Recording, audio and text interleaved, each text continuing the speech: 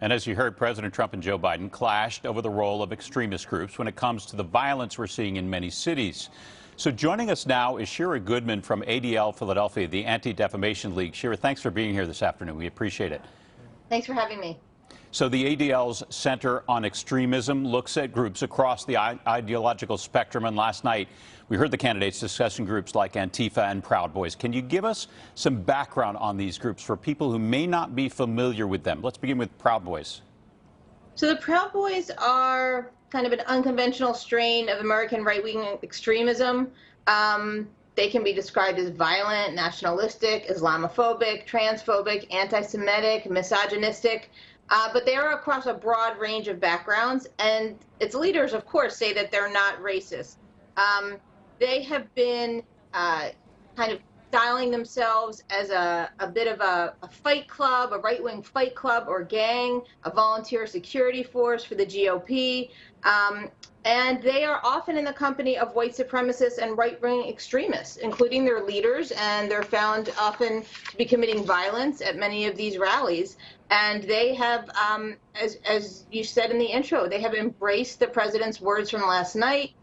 We've been seeing them use this phrase, stand back and stand by, as a new logo, thanking the president, telling them they're ready for him. So what about Antifa? Because the president was saying last night it's the left-wing Antifa group that's responsible for the violence in our cities. What do we know about that group? So it's not really a group so much as a collection of lots of different folks who have a view against fascism, against white supremacism, against racism, and they often do show up at rallies and events, and they are anti-racist, and many of them, most of them, are not violent. But sometimes at these events, these clashes tend to get into a cycle. A few weeks ago in Philadelphia, the Proud Boys announced they were coming to West Philadelphia. They didn't show up, but there were many neighbors and folks who were ready to be there to greet them if they did show up. And sometimes the rhetoric online can foster this cycle that people fearing violence could become violence, there's clashes, and the expectation sometimes becomes reality. But we know that although Antifa sometimes can become violent at some of these events, that it's not one uniform movement, and the vast majority of extremist violence and extremist murders have been right-wing white supremacist groups in our country. President Trump last night would not clearly condemn white supremacist groups during the debate, asking the moderator more or less what he wanted him to say, and then told the Proud Boys group to, quote, stand back and stand by, as you mentioned. So here's how the president responded to all of that. Questions about that today. Listen. I don't know who the Proud Boys are. I mean, you'll have to give me a definition because I really don't know who they are.